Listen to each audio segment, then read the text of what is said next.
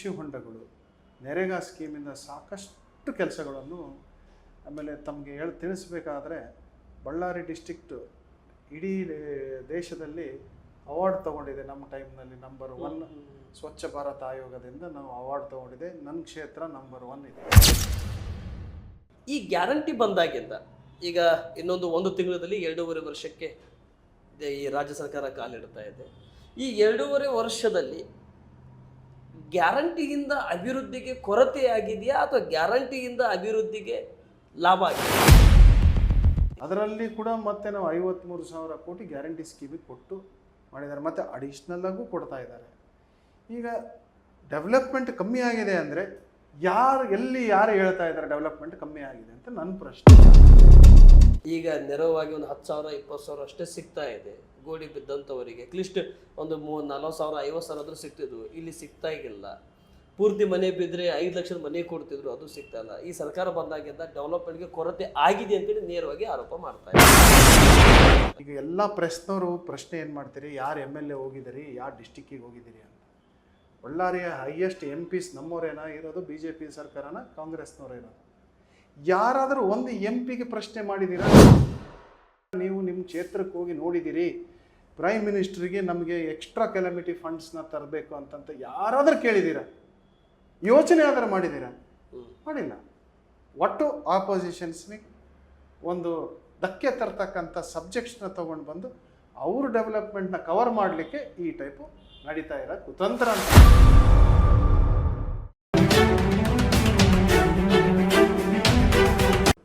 Hi hello ನಮಸ್ತೆ ವೀಕ್ಷಕರೇ. ಇಂದು ಕಲ್ಯಾಣ ಕರ್ನಾಟಕ ಭಾಗದಲ್ಲಿ ನ್ಯೂಸ್ 43 ಇಂಡಿಯಾ ತಂಡ ಇನ್ ಸರ್ವೆದಿಂದ ಅನೇಕ ವಿಚಾರಗಳಲ್ಲಿ ಗ್ರೌಂಡ್ ರಿಪೋರ್ಟಿಂಗ್ ನಡೀತಾ ಇದೆ. 2.5 ವರ್ಷದ ರಾಜ್ಯ ಸರ್ಕಾರ, 11.5 ವರ್ಷದ ಕೇಂದ್ರ ಸರ್ಕಾರ, 1.5 ವರ್ಷದ BJP JDS ಮೈತ್ರಿ ವಿಷಯಗಳನ್ನಾಗಿರಲಿ ಮತ್ತು ಮುಂಬರ್ತಾ ಇರುವಂಥ 2028-29 ವಿಚಾರಧಾರೆಗಳನ್ನಾಗಿರಲಿ, ಈ ಕರ್ನಾಟಕ ರಾಜ್ಯದಲ್ಲಿ ನಡೀತಾ ಇರುವಂಥ ರಾಜ್ಯ ಸರ್ಕಾರದ ಬಗ್ಗೆ ಜನಸಾಮಾನ್ಯರ 5 ಗ್ಯಾರಂಟಿಯನ್ನು ಪಡೆದಿರ್ತಕ್ಕಂಥ ವಿಷಯಗಳನ್ನಾಗಿರಲಿ ಮತ್ತು ಆ ವಿಧಾನಸಭಾ ಕ್ಷೇತ್ರದಲ್ಲಿ ಜನಸಾಮಾನ್ಯರ ವಿಚಾರಧಾರೆಗಳನ್ನಾಗಿರಲಿ, ಯೋಚನೆಗಳನ್ನಾಗಿರಲಿ, ಮುಂದಿನ ನಮ್ಮ ನಾಯಕ ಯಾವ ರೀತಿ ಇರಬೇಕು, ಈ ನಾಯಕರ ಬಗ್ಗೆ ಇದ್ದಿರ್ತಕ್ಕಂಥ ವಿಚಾರಧಾರೆಗಳನ್ನು ಪೂರ್ತಿ ನ್ಯೂಸ್ 43 ಇಂಡಿಯಾದಿಂದ ಗ್ರೌಂಡ್ ರಿಪೋರ್ಟಿಂಗ್ ಹೋಗ್ತಾ ಇದ್ದೀವಿ. ಅದರಲ್ಲಿ ವಿಶೇಷವಾಗಿ ಈಗ ಬರ್ತಾ ಇರೋಂಥ ಒಂದು ಕೆಲವೊಂದಿಷ್ಟು ಪದವೀಧರ ಕ್ಷೇತ್ರ ಚುನಾವಣೆಯಲ್ಲಿ ಕೂಡ ಯಾರನ್ನ ಬಯಸ್ತಾ ಇದ್ದಾರೆ, ಯಾರನ್ನ ಇಷ್ಟಪಡ್ತಾ ಇದ್ದಾರೆ ಮತ್ತು ಈ ರಾಜ್ಯ ಸರ್ಕಾರ 140 ಸ್ಥಾನ ಪಡೆದಾಗಿಂದ ಈ ಕ್ಷೇತ್ರದಲ್ಲಿ ಯಾವ ರೀತಿ ಡೆವಲಪ್ಮೆಂಟ್ಗೆ ಮುಖವನ್ನು ತಗೊಂಡು ಹೋಗ್ತಾ ಇದ್ದಾರೆ, ಇವೆಲ್ಲ ಲೆಕ್ಕಾಚಾರಿನಲ್ಲಿ ನ್ಯೂಸ್ 43 ಇಂಡಿಯಾ ತಂಡ ಇನ್ ಸರ್ವೆದಿಂದ ಗ್ರೌಂಡ್ ವರ್ಕಿಗೆ ಹೋಗ್ತಾ ಇದ್ದೀವಿ. ಇಂದು ಕಲ್ಯಾಣ ಕರ್ನಾಟಕ ಭಾಗದಲ್ಲಿ ಬಳ್ಳಾರಿ ಜಿಲ್ಲೆಯ ಬಳ್ಳಾರಿ ಸಿಟಿ ವ್ಯಾಪ್ತಿಯಲ್ಲಿ ಮತ್ತು ಸಿಟಿ ವಿಧಾನಸಭಾ ಕ್ಷೇತ್ರಕ್ಕೆ ಭೇಟಿ ಮಾಡಿದ್ದೀವಿ. ಬಳ್ಳಾರಿ ಸಿಟಿಯ ಕಾಂಗ್ರೆಸ್ ಪಕ್ಷದ ಜಿಲ್ಲಾ ಅಧ್ಯಕ್ಷರವಾಗಿ ಮತ್ತು ಈ ಕ್ಷೇತ್ರದಲ್ಲಿ ಸತತವಾಗಿ ಕೆಲಸ ಮಾಡುತ್ತಾ ಜನಸಾಮಾನ್ಯರ ಜೊತೆ ತೊಡಗಿಸ್ಕೊಂಡು ಮತ್ತು ಅವರ ವಿಚಾರಧಾರೆಗಳನ್ನು ಮತ್ತು ವಿಧಾನಸಭೆ ಚುನಾವಣೆಗೆ ರೆಡಿ ಆಗಿರ್ತಕ್ಕಂಥ ಸಂದರ್ಭದಲ್ಲಿ ಇವ್ರಿಗೆ ಯಾಕೆ ಹಿನ್ನಡೆ ಆಯಿತು, ಇವೆಲ್ಲ ಲೆಕ್ಕಾಚಾರಿನಲ್ಲಿ ನ್ಯೂಸ್ 43 ಇಂಡಿಯಾ ಜೊತೆ ಹೋಗ್ತಾ ಇದ್ದೀವಿ. ನಮ್ಮ ಜೊತೆ ಇದ್ದಾರೆ ಬಳ್ಳಾರಿ ಸಿಟಿ ಕಾಂಗ್ರೆಸ್ ಪಕ್ಷದ ಜಿಲ್ಲಾ ಅಧ್ಯಕ್ಷರಾಗಿರ್ತಕ್ಕಂಥ ಮಾನ್ಯ ಶ್ರೀ ಅಲಂ ಪ್ರಶಾಂತ್ ಅವರು, ವೀರಭದ್ರಪ್ಪನವರು ನಮ್ಮ ಜೊತೆ ಇದ್ದಾರೆ. ಬನ್ನಿ ವೀಕ್ಷಕರೇ, ಅವ್ರ ಜೊತೆ ಮಾತನಾಡೋಣ, ಈ ಸಂದರ್ಶನ ಜೊತೆಯನ್ನು ಪ್ರಾರಂಭ ಮಾಡೋಣ. ಸರ್ ನಮಸ್ಕಾರ. ಸರ್ ನಮಸ್ಕಾರ. ಚೆನ್ನಾಗಿದ್ದೀರಾ ಸರ್? ಚೆನ್ನಾಗಿದೆ ಸರ್. ಆರೋಗ್ಯ ಹೇಗಿದೆ? ದೇವರ ದಯದಿಂದ ಎಲ್ಲ ಚೆನ್ನಾಗಿದೆ ಸರ್. ನನ್ನ ಮೊದಲನೇ ಪ್ರಶ್ನೆ ಬರೋಕ್ಕಿಂತ ಮುಂಚೆ ನಾನು ನಿಮ್ಮ ವಯಸ್ಸು ಬಗ್ಗೆ ಬರ್ತಾ ಇದ್ದೇನೆ. ಎಷ್ಟಿರ್ಬೋದು ಸರ್ ವಯಸ್ಸು ನಿಮ್ದೀಗ? ಒಂದು 48 ಇಯರ್ಸ್. 48 ವರ್ಷ. 48 ವರ್ಷ. ಎಷ್ಟು ಗಂಟೆಗೆ ಹೇಳ್ತೀರಾ ಸರ್ ಮುಂಜಾನೆ? ಮುಂಜಾನೆ ನಾವು 6:30 ಇಂದ 7 ಗಂಟೆವರೆಗೆ ಎದ್ಬಿಡ್ತೀವಿ. ಓಕೆ. ಮುಂಜಾನೆ ಎದ್ದ ತಕ್ಷಣ ಜಿಮ್ಮಿಂಗ್, ಯೋಗಾಸನ, ಸ್ವಲ್ಪ ಬೇಸಿಕ್ ಎಕ್ಸಸೈಸಸ್ ಇರುತ್ತೆ. ಎಕ್ಸಸೈಸ್ ಮಾಡಿ ರೂಟೀನಲ್ಲಿ ಬರ್ತೀವಿ ನಾವು ಕೆಲಸಕ್ಕೆ. ಮುಂಜಾನೆ ಪ್ರಾರಂಭ ಆದಾಗಿಂದ ಯಾವ ಟಾಪಿಕ್ ಮೇಲೆ ನಿಮ್ಮ ಜೀವನ ಸ್ಟಾರ್ಟ್ ಆಗುತ್ತೆ ಸರ್? ಆ ದಿನ ಯಾವ ವಿಷಯ ಮೇಲೆ ಸ್ಟಾರ್ಟ್ ಆಗುತ್ತೆ? ಬೆಳಿಗ್ಗೆ ಎದ್ದ ತಕ್ಷಣ ಪೂಜೆಯಿಂದನೇ ಸ್ಟಾರ್ಟ್ ಆಗುತ್ತೆ. ದೇವರಿಗೆ ನಮಸ್ಕಾರ ಮಾಡುತ್ತಾನೆ, ಅದರಿಂದನೇ ನಮ್ಮದು ದಿನನಿತ್ಯ ಸ್ಟಾರ್ಟ್ ಆಗುತ್ತೆ. ಅತಿ ಹೆಚ್ಚು ಯಾವ ದೇವರನ್ನು ನಂಬುತ್ತೀರಾ ಸರ್ ನೀವು? ಯಾವ ದೇವರನ್ನ ಪೂಜೆ ಮಾಡ್ತೀರಿ? ಮನೆ ದೇವರು, ಇಷ್ಟಲಿಂಗ, ಅವರಿಂದ ಪೂಜೆ ಮಾಡ್ತೀರಿ. ಸರಿ, ನಾನು ರಾಜಕಾರಣ ವಿಷಯ ಬರೋಕ್ಕಿಂತ ಮುಂಚೆ ನಿಮ್ಮ ಕುಟುಂಬ ಕಡೆ ಬರ್ತೀನಿ ಸರ್. ನಾನು ರಾಜಕಾರಣ ಬರೋಕ್ಕಿಂತ ಪೂರ್ವಕವಾಗಿ ನಿಮ್ಮ ಶಿಕ್ಷಣ ಮತ್ತು ನೀವು ನಡೆದಾಡ್ತಾ ಇರುವಂಥ ಹಾದಿ ಮತ್ತು ನೀವು ಬಂದಿರತಕ್ಕಂಥ ವೇದಿಕೆ, ಎಲ್ಲಿಂದ ನಿಮ್ಮ ಜೀವನ ಪ್ರಾರಂಭವಾಯಿತು ಸರ್? ನಿಮ್ಮ ತಂದೆಯವರು ತಾವು ಹೇಗೆ ತಂದೆಯವರು ನಿಮಗೆ ಬೆಳೆಸಿರ್ತಕ್ಕಂಥ ರೂಪ ಎಲ್ಲಿಂದ ಸ್ಟಾರ್ಟ್ ಇಟ್ಕೊಂಡು ಬಂದ್ರಿ ಸರ್ ನೀವು? ನಾವು ಸ್ಕೂಲ್ ಡೇಸಿಂದನೇ ಸ್ಪೋರ್ಟ್ಸ್ ನಾನೇ ಇದ್ವಿ. ಸಾಕಷ್ಟು ಸ್ಪೋರ್ಟ್ಸ್ ಆಡಿದ್ದೀವಿ. ಟೆನ್ನಿಸ್ಸು, ಶಟ್ಲು, ಕ್ರಿಕೆಟು, ಸಾಕಷ್ಟು ಗೇಮ್ಸಿಂದ ನಮಗೆ sportsman spirit is very important ಅಂತ ನಮ್ಮ ಫ್ಯಾಮಿಲಿಯಲ್ಲಿ ಒಂದು ಕಲಿಸ್ಕೊಟ್ಟಂಥ ವಿಷಯ. ನಾವಾಗಲಿ, ನಮ್ಮ ತಂದೆಯವರಾಗಲಿ, ನಮ್ಮ ತಾತನವರಾಗಲಿ, we are all players. Cricket players ಇರ್ಬೋದು, ಫುಟ್ಬಾಲ್ ಪ್ಲೇಯರ್ಸ್ ಇರ್ಬೋದು, ಎಲ್ಲ ಟೆನ್ನಿಸ್ ಪ್ಲೇಯರ್ಸ್ ಇದ್ದೀವಿ. ಫಸ್ಟು ನಮ್ಮ ಮನೆಯಲ್ಲಿ ಡಿಸಿಪ್ಲಿನ್ನು ಒಂದು ಇರಬೇಕಂತಂತ ಸ್ಪೋರ್ಟ್ಸಿಂದಲೇ ನಮ್ಮನ್ನ ಹುಡುಗರಿದ್ದಾಗಿಂದ ಸ್ಟಾರ್ಟ್ ಮಾಡಿದ್ದಾರೆ. ಸೊ ನಾವು ಆ ಕಾರಣದಿಂದ ನಾವು ಸಾಕಷ್ಟು ಕ್ರಿಕೆಟ್ ಆಡಿದ್ದೀವಿ. ಸ್ಟೇಟ್ ಲೆವೆಲ್ ತನಕ ಹೋಗಿ ಆಡಿ ಬಂದಿದ್ದೀವಿ. ಸರಿ, ಹಾಗಾದರೆ ಕ್ರೀಡೆಯಿಂದ ಸ್ಟಾರ್ಟ್ ಆದಂಥ ನಿಮ್ಮ ಜೀವನ. ಸರಿ, ಓಕೆ. ಅಲ್ಲಿಂದ ಕ್ರೀಡೆಯಿಂದ ತಾವು ರಾಜ್ಯ ಮಟ್ಟವರೆಗೆ ತಾವು ಕೂಡ ಹೋದ್ರಿ. ಹೋಗ್ಬೇಕಾಗಿತ್ತು, ಹೋಗಿಲ್ಲ. ಸ್ಟೇಟ್ ಆಡಬೇಕಾಗಿತ್ತು, ಆಡಲಿ. ಯಾಕೆ ಸರ್ ಅದು? ನಾನು ಇರ್ತಕ್ಕಂಥ ಒಬ್ಬೇ ಮಗ. ಸೊ ಆ ಕಾರಣದಿಂದ ಸ್ಪೋರ್ಟ್ಸ್ಗೆ ಹೋದರೆ ವಾಪಸ್ ಬರಲ್ಲ ಅಂತ ತಂದೆಯವರು ವಾಪಸ್ ಕರ್ಕೊಂಡು ಬಂದ್ಬಿಟ್ರು. ಓಕೆ, ಹಾಗಾದರೆ ತಂದೆಯವರು ತಮ್ಮ ಮೇಲೆ ಭಾಳಷ್ಟು ಕಾಳಜಿ, ಪ್ರೀತಿ, ಒಬ್ಬನೇ ಮಗ ಅಂತೇಳಿ. ನಂತರ ಎರಡನೇ ಹೆಜ್ಜೆಗೆ ಎಲ್ಲಿ ಹೋಯಿತು ಸರ್ ನಿಮ್ಮದು? ಪೊಲಿಟಿಕಲ್ ಅಲ್ಲ, ಪೊಲಿಟಿಕಲ್ ನಾನು ಮಾತಾಡ್ತಾ ಇಲ್ಲ. ನಾವು ಓನ್ಲಿ ನಿಮ್ಮ ಸ್ಪೋರ್ಟ್ಸ್ ಬಗ್ಗೆ, ನಿಮ್ಮ ಜೀವನ ಬಗ್ಗೆ ಕೇಳ್ತಾ ಇದ್ದೇನೆ. ನಿಮ್ಮ ಕ್ರೀಡೆಗೆ ಬೇಡ ಅಂತ ಹೇಳಿದ್ರು, ಅಲ್ಲಿಂದ ನೀವು ಬೇಸರ ಆಗಿರ್ಬೋದಾ?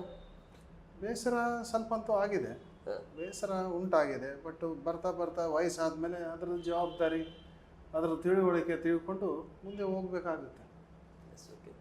ಕ್ರೀಡೆಯಿಂದ ಹಿಂದೆ ಸರದ ಮೇಲೆ ಯಾವ ಪ್ಲಾಟ್ಫಾರ್ಮ್ಗೆ ಹೋದ್ರಿ ಸರ್ ನೀವು? ಯಾವ ವೇದಿಕೆಗೆ ಹೋದ್ರಿ? ಕ್ರೀಡೆಯಿಂದ ಯಾವತ್ತೂ ಹಿಂದೆ ಸರ್ದಿಲ್ಲ.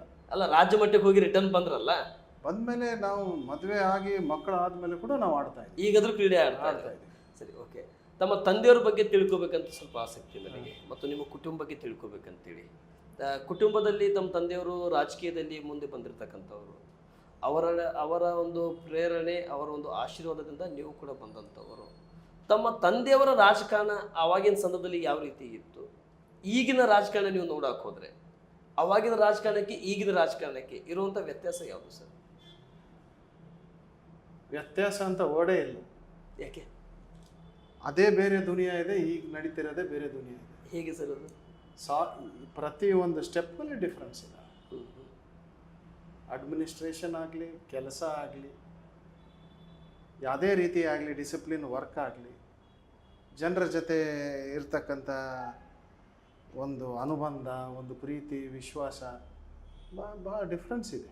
ಪಾಲಿಟಿಕ್ಸೇ ಚೇಂಜ್ ಆಗಿದೆ, ಮನುಷ್ಯರಲ್ಲ, ಪಾಲಿಟಿಕ್ಸೇ ಚೇಂಜ್ ಆಗಿದೆ. ಪಾಲಿಟಿಷಿಯನ್ಸು ಜನರ ತಕ್ಕಂಗೆ ಚೇಂಜ್ ಆಗ್ತಾರೆ. ಈಗ ಜನರು ಚೇಂಜ್ ಆದಾಗ ಪಾಲಿಟಿಷಿಯನ್ ಚೇಂಜ್ ಆಗಿದ್ದಾರೆ. ಪಾಲಿಟಿಷಿಯನ್ ಹುಟ್ಟು ಕೆಟ್ಟವರಾಗಿರಲ್ಲ, ಜನ ತಕ್ಕಂಗೆ ಅವರು ಚೇಂಜ್ ಆಗಬೇಕಾಗತ್ತೆ. ಅವರು ಗೆಲ್ಲಬೇಕಂತಂಥ ವಿಷಯಗಳು ಪಬ್ಲಿಕ್ ಹೆಂಗೆ ಡಿಮಾಂಡ್ ಮಾಡ್ತಾರೆ ಅದ್ರ ತಕ್ಕಂಗೆ ಪಾಲಿಟಿಷಿಯನ್ಸ್ ನಡ್ಕೊಂಡು ಹೋಗ್ತಾರೆ. ಆ ಕಾರಣದಿಂದ ಆವಾಗ ಒಳ್ಳೆ ಜನ ಇದ್ದರು, ಈಗ ಸ್ವಲ್ಪ ಪಬ್ಲಿಕ್ಕೇ ಚೇಂಜ್ ಆಗಿದೆ. ಆ ರೀತಿಯಾಗಿ ಪಾಲಿಟಿಷಿಯನ್ಸು ಚೇಂಜ್ ಆಗಿದೆ. ಓಕೆ, ನೀವು ಯಾವಾಗ ಎಂಟ್ರಿ ಕೊಟ್ಟರು ಸರ್ ರಾಜಕಾರಣಕ್ಕೆ? ಯಾವಾಗ ಬರಬೇಕಂತ ಯೋಚನೆ ಮಾಡಿದ್ರಿ? ಯಾವಾಗಿಂದ ನಿಮ್ಗೆ ಯೋಚನೆಗೆ ಇತ್ತು ಇದು ರಾಜಕಾರಣಕ್ಕೆ ನಾ ಬರಬೇಕು? ಪಾಲಿಟಿಕ್ಸು ನಮ್ಮ ಮೊದಲೇನು ಇರಲಿಲ್ಲ, ಫಸ್ಟ್ಗೆ ಏನು ಬರಬೇಕಂತ ಏನು ಇರಲಿಲ್ಲ. ಬಟ್ಟು ನಾನು ಸ್ಕೂಲ್ ಡೇಸಿಂದ ತಂದೆಯವರು MLA ಇದ್ದರು. ಯಾವ ಇಸ್ವಿಲ್ ಸರ್? ನಾನು 7ನೇ ಕ್ಲಾಸ್ ಅಂದರೆ 1998ಇಂದನೇ ಅವರು MLA ಇದ್ದರು.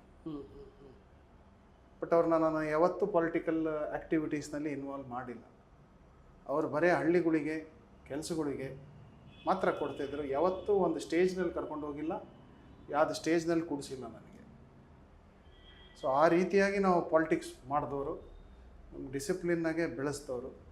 ಸ್ವಂತ ಇದರಿಂದ ಬರಬೇಕು ಹೊರತು ನನ್ನ ಇನ್ಫ್ಲುಯೆನ್ಸಿಂದ ನೀನು ಸ್ಟೇಜ್ನಲ್ಲಿ ಕುಂದಿರಬಾರ್ದು ಅಂತ ನಮ್ಗೆ ಅವತ್ತೇ ಕಲಿಸ್ಕೊಟ್ಟಿದ್ದಾರೆ.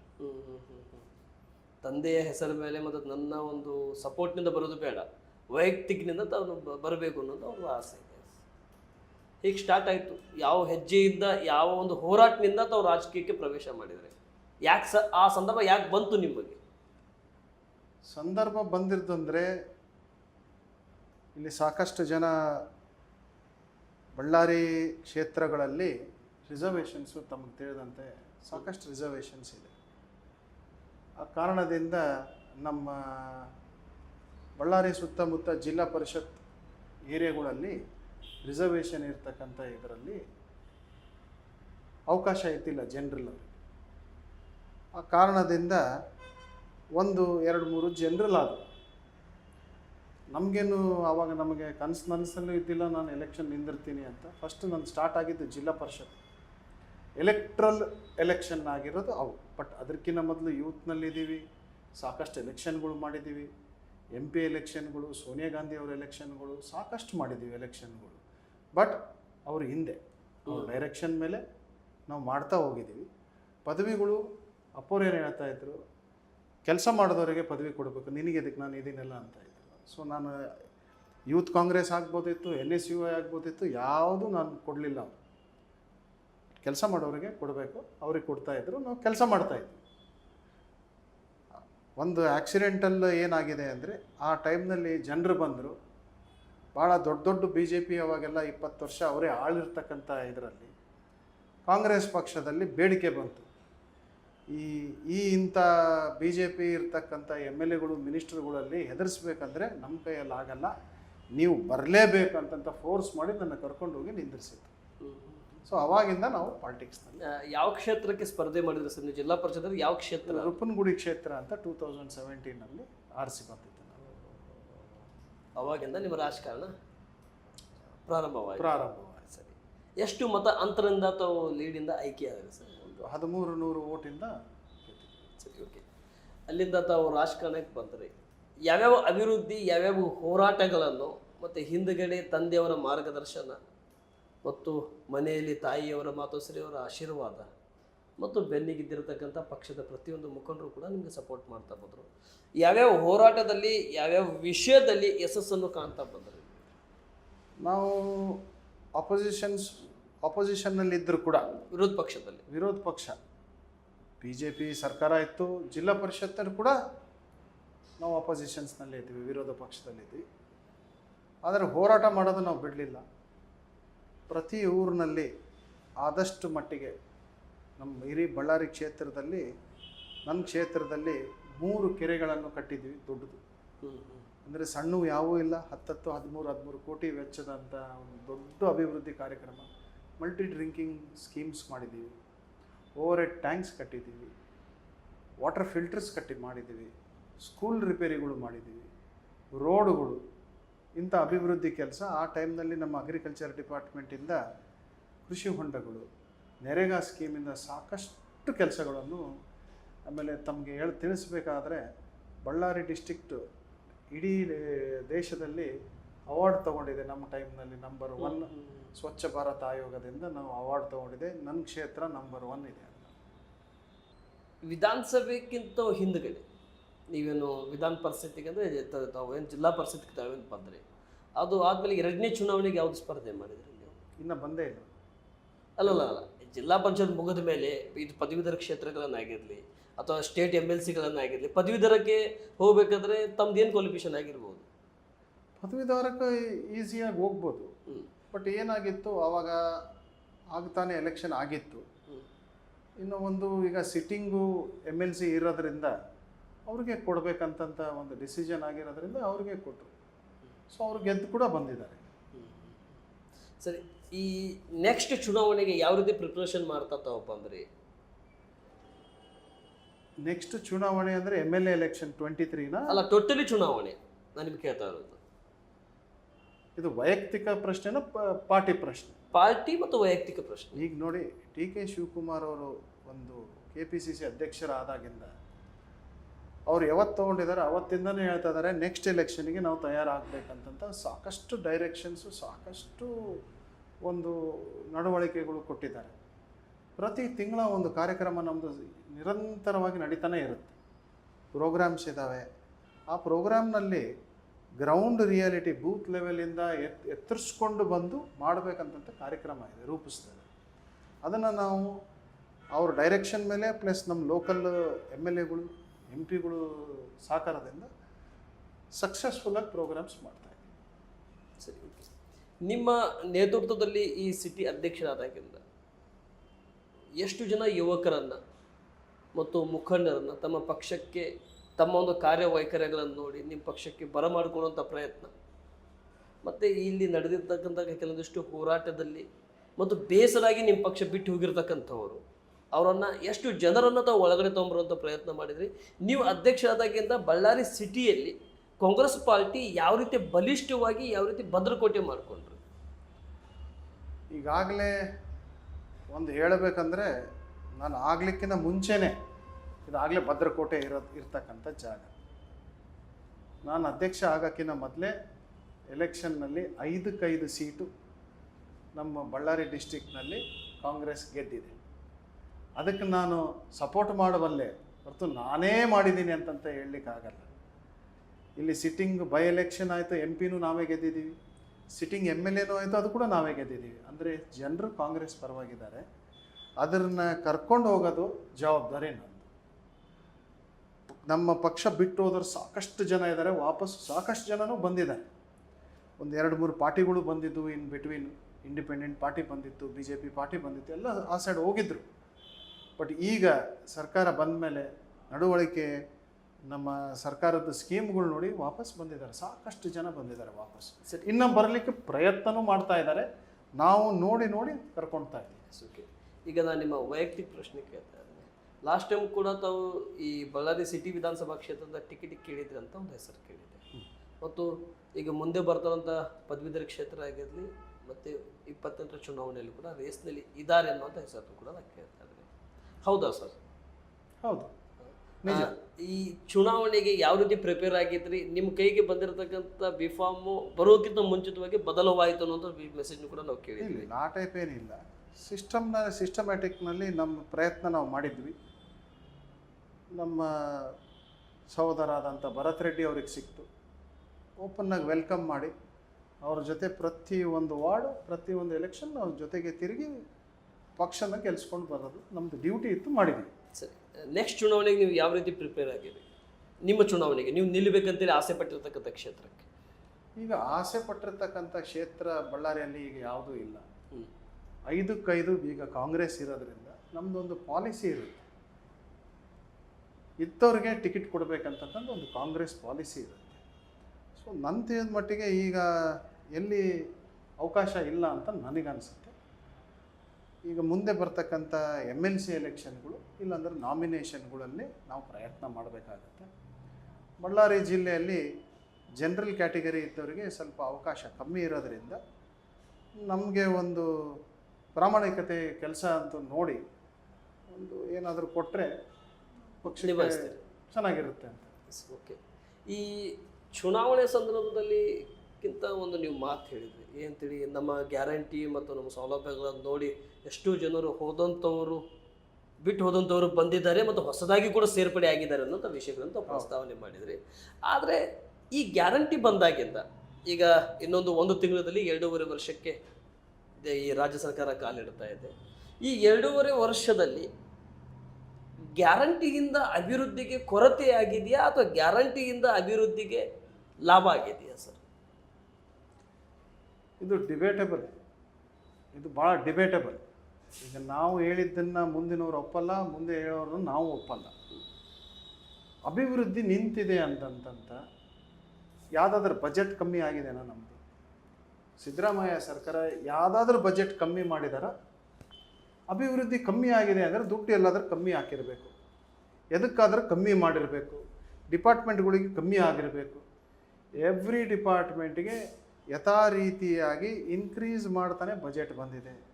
ಅದರಲ್ಲಿ ಕೂಡ ಮತ್ತೆ ನಾವು 53,000 ಕೋಟಿ ಗ್ಯಾರಂಟಿ ಸ್ಕೀಮಿಗೆ ಕೊಟ್ಟು ಮಾಡಿದ್ದಾರೆ, ಮತ್ತು ಅಡಿಷ್ನಲ್ಲಾಗೂ ಕೊಡ್ತಾ ಇದ್ದಾರೆ. ಈಗ ಡೆವಲಪ್ಮೆಂಟ್ ಕಮ್ಮಿ ಆಗಿದೆ ಅಂದರೆ ಯಾರು ಹೇಳ್ತಾ ಇದ್ದಾರೆ ಡೆವಲಪ್ಮೆಂಟ್ ಕಮ್ಮಿ ಆಗಿದೆ ಅಂತ ನನ್ನ ಪ್ರಶ್ನೆ. ಹೌದಾ ಸರ್? ಕಾಂಗ್ರೆಸ್ಸಿನ ಕೆಲವೊಂದಷ್ಟು ಶಾಸಕರು ಮತ್ತು ಭಾರತೀಯ ಜನತಾ ಪಕ್ಷದ ಶಾಸಕರು ಕೂಡ ನೇರವಾಗಿ ಮಾತಾಡ್ತಾ ಇದ್ದಾರೆ, ಈ ಗ್ಯಾರಂಟಿಯಿಂದ ನಮಗೆ ನಮ್ಮ ಕ್ಷೇತ್ರಕ್ಕೆ ಅನುದಾನ ಸಿಗ್ತಾ ಇಲ್ಲ, ಮತ್ತು ಮಳೆ ಪ್ರದೇಶ ಆದಂಥ ಸಂದರ್ಭದಲ್ಲಿ ಮನೆಯದು ಬಿದ್ದರೆ 5 ಲಕ್ಷದ ಪ್ಲಾಟ್ಗಳನ್ನು ಶಾಂಕ್ಷನ್ ಆಗ್ತಿದ್ವು, ಆಶ್ರಯ ಮನೆಗಳನ್ನು. ಈಗ ನೆರವಾಗಿ ಒಂದು 10,000 20,000 ಅಷ್ಟೇ ಸಿಗ್ತಾ ಇದೆ ಗೋಡಿ ಬಿದ್ದಂಥವರಿಗೆ. ಅಟ್ಲೀಸ್ಟ್ ಒಂದು 40,000 50,000 ಆದರೂ ಸಿಗ್ತಿದ್ವು, ಇಲ್ಲಿ ಸಿಗ್ತಾ ಇಲ್ಲ. ಪೂರ್ತಿ ಮನೆ ಬಿದ್ದರೆ 5 ಲಕ್ಷದ ಮನೆ ಕೊಡ್ತಿದ್ರು, ಅದು ಸಿಗ್ತಾ ಇಲ್ಲ. ಈ ಸರ್ಕಾರ ಬಂದಾಗಿಂದ ಡೆವಲಪ್ಮೆಂಟ್ಗೆ ಕೊರತೆ ಆಗಿದೆ ಅಂತೇಳಿ ನೇರವಾಗಿ ಆರೋಪ ಮಾಡ್ತಾ ಇದ್ದಾರೆ. ಸರ್, ನೀವು ಕೇಳ್ತಾ ಇರೋದು ಕೆಲಾಮಿಟಿ ಫಂಡ್. ಕೆಲಾಮಿಟಿ ಫಂಡು ನಮಗೆ ಎಲ್ಲಿಂದ ಎಷ್ಟು ವರ್ಷದಿಂದ ಎಲ್ಲಿಂದ ಯಾವ ಸರ್ಕಾರ ಕೊಡಬೇಕಾಗಿರೋದು ನಿಮಗೆ ಮಾಹಿತಿಗಳಿದೆ. ಕೇಂದ್ರದ್ದು ಈ ಎಲೆಕ್ಷನ್ಕಿನ ಮೊದಲೇ ಎಷ್ಟೋ ಸಾವಿರ ಕೋಟಿ ಪೆಂಡಿಂಗ್ ಇದೆ. ಕೊಟ್ಟಿರೋದೇ ಕೊಡ್ತಾ ಇಲ್ಲ. ಈಗಲೂ ನಮ್ಮ ಉತ್ತರ ಕರ್ನಾಟಕದಲ್ಲಿ ಸಾಕಷ್ಟು ಮಳೆ ಆಗಿ ಮಹಾರಾಷ್ಟ್ರ ಸರ್ಕಾರ ಕೃಷ್ಣಾ ನದಿ, ಭೀಮಾ ನದಿ ಬ್ಯಾರೇಜ್ಗಳು ಓಪನ್ ಮಾಡಿ ಫ್ಲಡ್ ಸಿಸ್ಟಮ್ಸ್ ಮಾಡ್ತಾ ಇದ್ದಾರೆ. ಮಲೆನಾಡಿನಲ್ಲಿ ಇನ್ನೂ ಮಳೆ ನಿಂತಿಲ್ಲ. ನಮ್ಮ ಬಳ್ಳಾರಿಯಲ್ಲಿ ಈಗ ಆಗಸ್ಟ್, ಸೆಪ್ಟೆಂಬರ್, ಅಕ್ಟೋಬರ್ನಲ್ಲಿ ಇದ್ದರೂ ಕೂಡ ಮಳೆ ಬರ್ತಾ ಇದೆ. ಯಾವತ್ತೂ ಮಳೆ ಬಂದಿಲ್ಲ. ಹಾನಿ ನಾಶ ಆಗಿದೆ, ಸಾಕಷ್ಟು ಹಾನಿ ನಾಶ ಆಗಿದೆ. ಈಗ ಎಲ್ಲ ಪ್ರೆಸ್ನವರು ಪ್ರಶ್ನೆ ಏನು ಮಾಡ್ತೀರಿ, ಯಾರು MLA ಹೋಗಿದ್ದೀರಿ, ಯಾವ ಡಿಸ್ಟಿಕ್ಕಿಗೆ ಹೋಗಿದ್ದೀರಿ ಅಂತ. ಬಳ್ಳಾರಿಯ ಹೈಯೆಸ್ಟ್ MPs ನಮ್ಮವರೇನ ಇರೋದು, BJP ಸರ್ಕಾರನ ಕಾಂಗ್ರೆಸ್ನವರೇ ಇರೋದು. ಯಾರಾದರೂ ಒಂದು MPಗೆ ಪ್ರಶ್ನೆ ಮಾಡಿದ್ದೀರಾ ನೀವು? ನಿಮ್ಮ ಕ್ಷೇತ್ರಕ್ಕೆ ಹೋಗಿ ನೋಡಿದ್ದೀರಿ, ಪ್ರೈಮ್ ಮಿನಿಸ್ಟ್ರಿಗೆ ನಮಗೆ ಎಕ್ಸ್ಟ್ರಾ ಕೆಲಮಿಟಿ ಫಂಡ್ಸ್ನ ತರಬೇಕು ಅಂತಂತ ಯಾರಾದರೂ ಕೇಳಿದ್ದೀರಾ? ಯೋಚನೆ ಆದರೂ ಮಾಡಿದ್ದೀರಾ? ಮಾಡಿಲ್ಲ. ಒಟ್ಟು ಆಪೋಸಿಷನ್ಸ್ನಿಗೆ ಒಂದು ಧಕ್ಕೆ ತರ್ತಕ್ಕಂಥ ಸಬ್ಜೆಕ್ಟ್ಸ್ನ ತೊಗೊಂಡು ಬಂದು ಅವರು ಡೆವಲಪ್ಮೆಂಟ್ನ ಕವರ್ ಮಾಡಲಿಕ್ಕೆ ಈ ಟೈಪು ನಡೀತಾ ಇರೋ ಕುತಂತ್ರ ಅಂತಂತ ನಾನು ಹೇಳ್ತೀನಿ. ಹಾಗಾದ್ರೆ ನಿಮ್ಮ ಪ್ರಕಾರ ಅಭಿವೃದ್ಧಿ ಆಗ್ತಾ ಇದೆ ಅಂತ 100% ಆಗ್ತಾ ಇದೆ.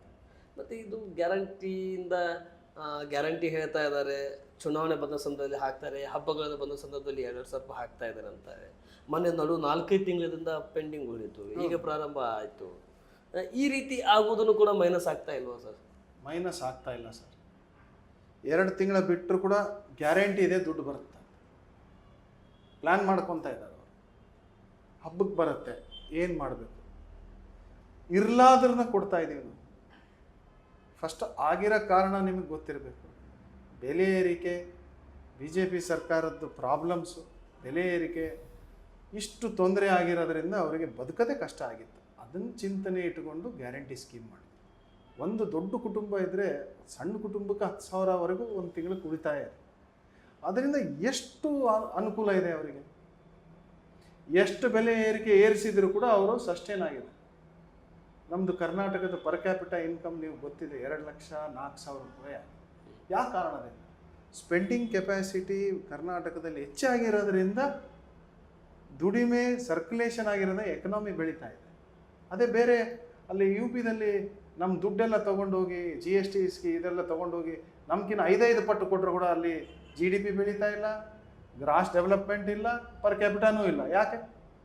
ನೀವು ಪ್ರಶ್ನೆ ಕೇಳಬೇಕು. ಇವೆಲ್ಲ ನಾವಲ್ಲ, ನೀವು ಕೇಳಬೇಕಾಗಿರೋದು. ನಾವು ಹೇಳ್ತಾನೇ ಇರ್ತೀವಿ. ಅದು ಹೆಂಗಾಗಿದೆ ಅಂದರೆ ಕಾಂಗ್ರೆಸ್ನವರು ಸುಮ್ಮನೆ ಹೇಳ್ತಾರೆ ಅಂತ, BJPಯವರು ಸುಳ್ಳು ಹೇಳಿದರೂ ಕೂಡ ನಿಜ. ನಾವು ಎಷ್ಟು ನಿಜ ಹೊಡ್ಕೊಂಡು ಹೇಳಿದರೂ ಕೂಡ ಜನರ ತಲೆಯಲ್ಲಿ ಹೋಗ್ತಾ ಇಲ್ಲ. ಆ ಟೈಪು ಗೋಧಿ ಮೀಡಿಯಾ ಆಗಿಬಿಟ್ಟಿದೆ. ಗ್ಯಾರಂಟಿಯಿಂದ ಡೆವಲಪ್ಮೆಂಟ್ ಆಗ್ತದೆ ಅಂತ ಹೇಳ್ತಾ ಇದ್ದಾರೆ. ಈ ಬಳ್ಳಾರಿ ಸಿಟಿಗೆ ಯಾವ್ಯಾವ ಅಭಿವೃದ್ಧಿಯನ್ನು ಬಂದಿದೆ ಸರ್? ಯಾವ್ಯಾವ ಕೆಲಸಗಳನ್ನು ಕಂಪ್ಲೀಟ್ ಆಗಿದೆ ಸರ್? ಕಂಪ್ಲೀಟ್ ಆಗೋದು ಫಸ್ಟ್ ನಿಮಗೆ ತಿಳಿಸ್ಬೇಕಾಗಿರೋದು ವಿಷಯ, ಬಳ್ಳಾರಿ ಒಂದು ಪುಣ್ಯ ಕ್ಷೇತ್ರ ಅಂತಂತ ಹೇಳ್ತೀನಿ. ಮೊದಲು ಸರ್ಕಾರದಿಂದ ದುಡ್ಡು ಬರುತ್ತೆ. ಎರಡನೇದು ಕಲ್ಯಾಣ ಕರ್ನಾಟಕ ಅಭಿವೃದ್ಧಿ ಬೋರ್ಡಿಂದನೂ ದುಡ್ಡು ಬರುತ್ತೆ. ಪ್ಲಸ್ ನಮ್ಮ ಇಲ್ಲಿ ಮೈನಿಂಗ್ ಇರೋದ್ರಿಂದ ಡಿಸ್ಟಿಕ್ ಮಿನರಲ್ ಫಂಡು ಮತ್ತು ಡೆಲ್ಲಿದು ಒಂದು ಸ್ಪೆಷಲ್ ಪರ್ಪಸ್ ಫಂಡ್ ಕೂಡ ಇದೆ. ಸಾಕಷ್ಟು ಫಂಡು ಇಲ್ಲಿ ಫಂಡಿಗೆ ಕೊರತೆನೇ ಇಲ್ಲ. ಡೆವಲಪ್ಮೆಂಟ್ ನಿರಂತರವಾಗಿ ನಡೀತಾ ಇದೆ. ನೀವು ಬಳ್ಳಾರಿಯಲ್ಲಿ ಈಗ ತಿರುಗಿರಿ, ಒಂದು ನಿಮಗೆ ಯಾವಾಗಿದ್ರೂ ಒಂದು 5-6 ರೋಡ್ ಡೆವಲಪ್ಮೆಂಟ್ ನಡೀತಾ ಇರ್ತದೆ. ಜನ ಬೈಕೊತಾ ಇದ್ದಾರೆ, ಏನಪ್ಪ ಎಷ್ಟು ತೋಡಿದ್ದೀರಿ ಅಂತ. ರೋಡ್ ಮಾಡ್ತಾ ಇದ್ದೀವಿ ಅಂತಂತ ಅರ್ಥ ಮಾಡ್ಕೊತಾ ಇಲ್ಲ. ಜಾಗ ತಗೊಂಡಿದ್ದು ತೋಡಿ ನಮಗೆ ಟ್ರಾಫಿಕ್ ಇದು ಮಾಡ್ತಾ ಇದ್ದೀರಿ ಅಂತಂತ ಚಿಂತನೆ. ಇಂಥವ್ರಿಗೆ ನಾವು ಏನು ಹೇಳ್ಬೇಕು? ಅದು ಹೇಳ್ತಕ್ಕಂಥ ಜನರು ಯಾರಪ್ಪ ಅಂದರೆ ಅಪೋಸಿಷನ್ಸ್ ಹುಟ್ಟಿಸ್ತಕ್ಕಂಥ. ಈಗ ನೀವು ಬಳ್ಳಾರಿ ಸುತ್ತಮುತ್ತ ತಿರುಗಿರಿ, 7-8 ಕಡೆ ರೋಡ್ಗಳು ಬಂದಾಗಿದೆ. ಬಂದಾಗಿದೆ ಅಂದರೆ ಡೆವಲಪ್ಮೆಂಟ್ ನಡೀತಾ ಇದೆ. ಟ್ರಾಫಿಕ್ ಎಲ್ಲ ಇದು ಮಾಡ್ತಾರೆ. Common sense. ಸರಿ ಸರ್, ರಾಜ್ಯ ಸರ್ಕಾರ ಬಗ್ಗೆ ನಾವು ಮಾತನಾಡಿದ್ವಿ. 11.5 ವರ್ಷದ ಕೇಂದ್ರ ಸರ್ಕಾರ. ಶ್ರೀರಾಮ್ಲವರು ಕೂಡ ಇಲ್ಲಿಂದ MP ಆಗಿದ್ದರು. ಆಮೇಲೆ ಇಲ್ಲಿಂದ ನಿಮ್ಮ ಉಗ್ರಪ್ಪ ಅವರು ಕೂಡ MP ಆಗಿದ್ದರು. ಈಗ ತುಕಾರಾಮ್ ಅವರು ಕೂಡ ಬಂದಿದ್ದಾರೆ. ಹಿಂದ್ಗಡೆ ಹೋಗ್ತಾ ಇದ್ರೆ ಭಾಳಷ್ಟು ಜನ ಇಲ್ಲಿ MP ಆಗ್ತಾ ಹೋಗಿದ್ದಾರೆ. ಈ ಬಳ್ಳಾರಿಗೆ ಅತಿ ಹೆಚ್ಚು ಡೆವಲಪ್ಮೆಂಟ್ಗೆ ಪಾತ್ರ ಯಾರು, ಯಾವ MP ಸಂದರ್ಭದಲ್ಲಿ ಮತ್ತು UPA ಸರ್ಕಾರ ಇದ್ದಂಥ ಸಂದರ್ಭದಲ್ಲಿ ಯಾರಿಂದ ಅತಿ ಹೆಚ್ಚು ಈ ಕ್ಷೇತ್ರಕ್ಕೆ ಡೆವಲಪ್ಮೆಂಟಿಗೆ ಪಾತ್ರವಾಗಿದೆ ಸರ್? ಹಿಂದೆ ಸಾಕಷ್ಟು ಡೆವಲಪ್ಮೆಂಟ್ ಮಾಡಿದ್ದಾರೆ. ಬಟ್ ಹೈಯೆಸ್ಟ್ ಬಂದಿದ್ದಂದರೆ ಕಂಪೇರ್ ಮಾಡ್ಲಿಕ್ಕಾಗಿದ್ದಾರೆ ಅಂದರೆ ಸೋನಿಯಾ ಗಾಂಧಿ ಅವರು ಇದ್ದಾಗ ಬಂದಿತ್ತು. ಸೋನಿಯಾ ಗಾಂಧಿ ಪ್ಯಾಕೇಜ್ ಅಂತ ಬಂತು. ಸಾಕಷ್ಟು ಕೋಟಿಗಟ್ಟಲೆ ದುಡ್ಡು ಬಂದಿದೆ. ಪ್ರತಿಯೊಂದು ರೋಡ್ಗಳು ಅವತ್ತೇನು ವೈಡ್ನಿಂಗು ರೋಡ್ ಆಗಿದ್ದು ಇವತ್ತು ಅದನ್ನು ನಡ್ಸ್ಕೊಂಡು ಹೋಗೋದೇ ಕಷ್ಟ ಆಗಿದೆ. KPTCL ಅಂತ ನಮ್ಮ ಕರ್ನಾಟಕ ಪವರ್ ಕಾರ್ಪೊರೇಷನ್ಗೆ ಕೂಡ ದುಡ್ಡು ಕೊಟ್ಟಿದ್ದಾರೆ, ಸಾವಿರಾರು ಕೋಟಿ ಕೊಟ್ಟಿದ್ದಾರೆ. ಅಭಿವೃದ್ಧಿಗೆ ಸಾಕಷ್ಟು ಇದೆ. ಅವರು ಫಂಡು ಇನ್ನೂ ಬರಬೇಕಾಗಿದೆ. ಅವ್ರು ಬಂದು ಹೋಗಿ ಇಷ್ಟು ವರ್ಷ ಆದರೂ ಕೂಡ BJP ಸರ್ಕಾರ ಅದನ್ನು ಇವತ್ತಿನವರೆಗೂ ರಿಲೀಸ್ ಮಾಡ್ತಾ ಇದೆ ಆ ಫಂಡು. ಆ ಫಂಡ್.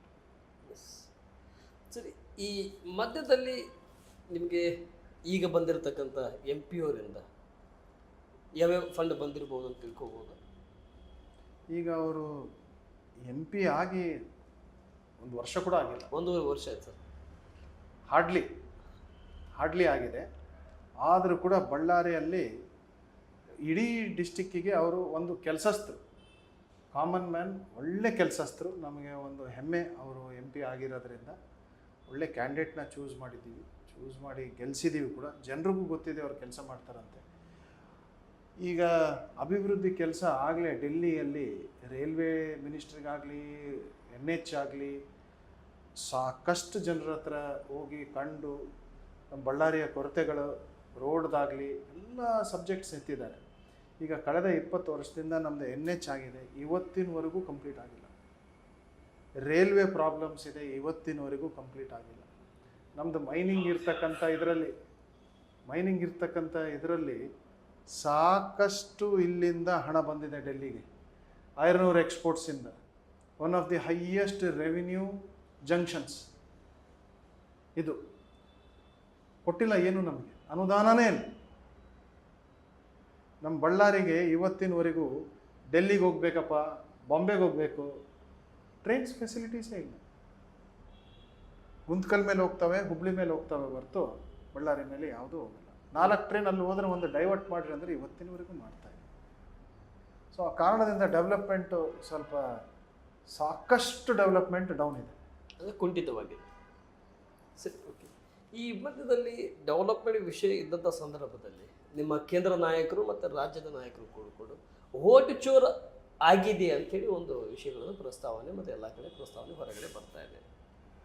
ನಿಮ್ಮ ಪ್ರಕಾರ ಯಾವ ಸಂದರ್ಭದಲ್ಲಿ, ಯಾವ ವಿಷಯದಲ್ಲಿ, ಯಾವ ಚುನಾವಣೆಗೆ ಓಟ್ ಚೋರ್ ಆಗಿದೆ ಸರ್? ಭಾಳಷ್ಟು ಜನರಿಗೆ ಓಟ್ ಚೋರ್ ಅಂತಂತ ಬರೀ ಅದು ಅರ್ಥ ಗೊತ್ತಾಗ್ತಾ ಇದೆ. ಆಗ್ತಾ ಇರೋ ಸಿಸ್ಟಮ್ಯಾಟಿಕ್ ಚೋರಿ ಭಾಳ ಜನಕ್ಕೆ ಗೊತ್ತಿಲ್ಲ. ಏನಾಗಿದೆ, ಇದು ಕೆಳಗಿಂದ ಬರಬೇಕಾಗಿದೆ. BLA 1 BLA 2 ಅಂತ ಪ್ರತಿ ಡಿಸ್ಟಿಕ್ನಲ್ಲಿ ಇರ್ತಾರೆ. ಅವರು ಭಾಳ ಸಿಸ್ಟಮ್ಯಾಟಿಕ್ನಾಗೆ ಡೆಲ್ಲಿ ಗೌರ್ಮೆಂಟು ಮೊದಲೆಲ್ಲ ನಾವು BLA 1 BLA 2 ಬಂದು ಎಲೆಕ್ಷನ್ಕಿಂತ ಮೊದಲು ಓಪನ್ ಮಾಡ್ತಾಯಿದ್ದೀವಿ, ಬರ್ತಾಯಿದ್ರು, ಅಪ್ಲಿಕೇಶನ್ಗೂ ಕೊಡ್ತಾಯಿದ್ವಿ, ಮಾಡ್ತಾಯಿದ್ವಿ. BJP ಸರ್ಕಾರ ಬಂದಾಗಿಂದ 7 ದಿನ ಟೈಮ್ನಲ್ಲಿ ನೀವು ಎಲ್ಲ ದಾಖಲಾತಿ ಕೊಡಬೇಕಂತ ಮಾಡ್ತಾರೆ. ಇದು ಡೆಮೊಕ್ರೆಟಿಕ್ ಸೆಟಪ್ಪ. 7 ದಿನದಲ್ಲಿ ಇಡೀ ಡಿಸ್ಟಿಕ್ಟ್ ಪ್ರತಿಯೊಂದು ಬೂತ್ನಲ್ಲಿ ಹೆಸರು ತಗೊಂಡು ಮಾಡಿಕೊಂಡು KPCC ಅಧ್ಯಕ್ಷರಿಂದ ಸೈನ್ ಮಾಡಿ ಇಡೀ ಸ್ಟೇಟ್ದು ಮಾಡಿ 7 ದಿನದಲ್ಲಿ ಕೊಡೋಕೆ ಆಗಲ್ಲ. ಅವರೆಲ್ಲ ತಯಾರಿ ಇಟ್ಕೊಂಡ ಮೇಲೆ ಅನೌನ್ಸ್ ಮಾಡಿ ಅವ್ರದ್ದು ಒಂದು ಮಾಡ್ಕೊತಿದ್ರು, ನಮ್ಮದೆಲ್ಲ ಕಟ್ ಮಾಡಿದ್ದಾರೆ. ಆ ಕಾರಣದಿಂದ ಎನಿ BLA ಏಜೆಂಟ್ ನಿಮ್ಮದೇ ಕಟ್ ಮಾಡ್ಬೋದು. ನಿಮ್ಮ ಏರಿಯಾದಲ್ಲಿ ಇರ್ತಕ್ಕಂಥ ಏಜೆಂಟು ಅವನು ಮೇಲ್ ಹಾಕಿ, ಫೋನ್ ಆಗಿ, ಕಂಪ್ಲೇಂಟ್ ಮಾಡಿ ನಿಮ್ಮದೇ ಕಟ್ ಮಾಡ್ಬೋದು. ನೀವು ಮಾಡಬೇಕಂತ ಇಲ್ಲ ಅಂತ ಸಿಸ್ಟಮ್ ಇದೆ. ಆ ಸಿಸ್ಟಮ್ನಲ್ಲಿ ಈಗ ರಾಹುಲ್ ಗಾಂಧಿ ಅವರು ಬಹಿರಂಗವಾಗಿ ವಿತ್ ಪ್ರೂಫ್ ಕೊಡ್ತಾ ಇದ್ದರೂ ಕೂಡ ಜನರಿಗೆ ಇನ್ನೂ ಅರ್ಥ ಆಗ್ತಾ ಇಲ್ಲ. ಮೊನ್ನೆ ಆಳಂದನ್ನೇ ಎಕ್ಸಾಂಪಲ್ ತೊಗೊಂಡ್ರೆ ಕೂಡ ಯಾವುದೋ ಬೇರೆ ಸ್ಟೇಟದಿಂದ ಅವನು ಕಂಪ್ಲೇಂಟ್ ಕೊಟ್ಟಿರೋದನ್ನು ಅಲ್ಲಿ ಇರ್ತಕ್ಕಂಥ BLA agent officer, election officer ಆ ಡಿಲೀಟ್ ಆಗಿರೋದನ್ನ ಅವನು ಓಕೆ ಅಂತ ಒತ್ತಾನೆ, ಅಂದರೆ ಕಟ್ಟಾಗ್ಬಿಡುತ್ತೆ ವಿತೌಟ್ ವೆರಿಫಿಕೇಶನ್. ನಮ್ಮ ಏಜೆಂಟ್ ಇರಲಿರೋದಕ್ಕೆ ಅವರೊಬ್ಬರೇ ಓಕೆ ಅಂದ್ಬಿಡ್ತಾನೆ ಅವರಿಗೆ. ಮತ್ತೀಗ ಮಿಂಗಲ್ ಆಗಿರೋದು ಯಾರು? ನಾವಿದೀವ ಮಿಂಗಲ್.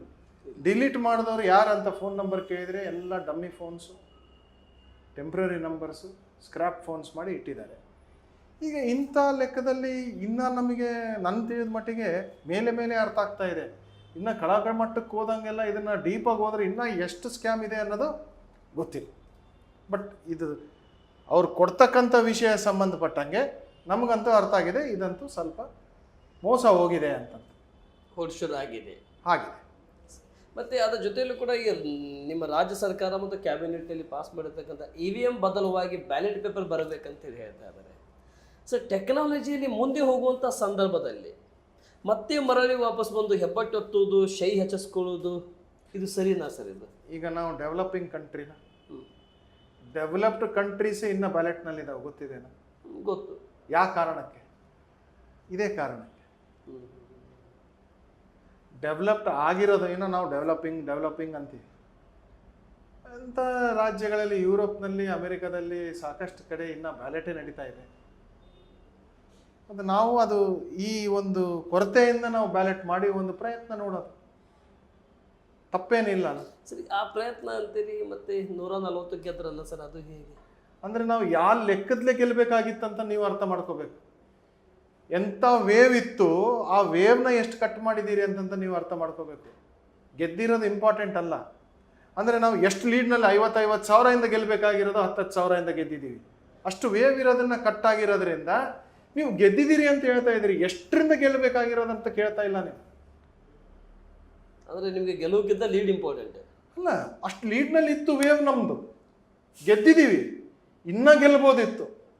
ಅದರಲ್ಲಿ ಕಮ್ಮಿ ಆಗಿದೆ. Margin of third person, third party ಇರೋದ್ರಿಂದ 10 ಸಾವಿರದಿಂದ ಸೋತಿದ್ದೀರ. ಅದು ಗೆಲೆ ಕ್ಯಾಂಡಿಡೇಟ್ ಇರೋದ್ರಿಂದ ನಾವು ನಿರೀಕ್ಷೆ ಮಾಡಿದ್ದೀವಲ್ಲ, ಅವಾಗ 180, 190 ಬಂದೇ ಬರುತ್ತೆ ಅಂತಂತ ಹೇಳಿದರು.